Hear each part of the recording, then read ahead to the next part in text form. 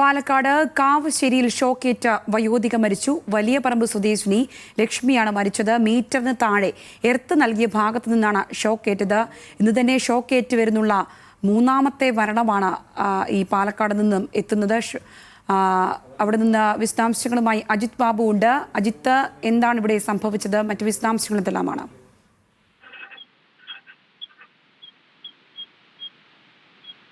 സംഗീത, ഇതിൽ പ്രാഥമികമായ വിവരങ്ങളാണ് പോലീസിന്റെ പക്കലുള്ളത്.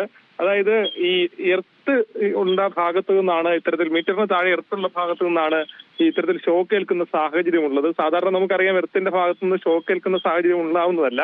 പക്ഷെ ഇത് എങ്ങനെയാണ് സംഭവിച്ചതെന്ന് ഉൾപ്പെടെയുള്ള കാര്യങ്ങൾ പരിശോധിച്ച് വരികയാണ്. ഇലക്ട്രിസിറ്റി ഉദ്യോഗസ്ഥരുൾപ്പെടെ വൈദ്യുതി വകുപ്പിന്റെ ഉദ്യോഗസ്ഥരുൾപ്പെടെ സ്ഥലത്തെത്തി പരിശോധന നടത്തിയിട്ടുണ്ട്. പോലീസും സ്ഥലത്തെത്തി പരിശോധന നടത്തിയിട്ടുണ്ട്.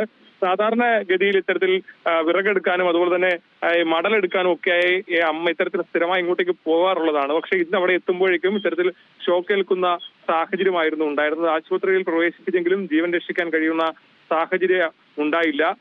ഇത്തരത്തിൽ 80 വയസ്സാണ് ലക്ഷ്മി അമ്മയ്ക്ക് പ്രായം. അത്തരത്തിൽ സാഹചര്യം ജീവൻ വെടിയുന്ന സാഹചര്യമാണ് ഉണ്ടായത്. ഇതിന്റെ കാരണങ്ങൾ കൃത്യമായി പരിശോധിച്ച് വരികയാണ്. ശരി അജിത്.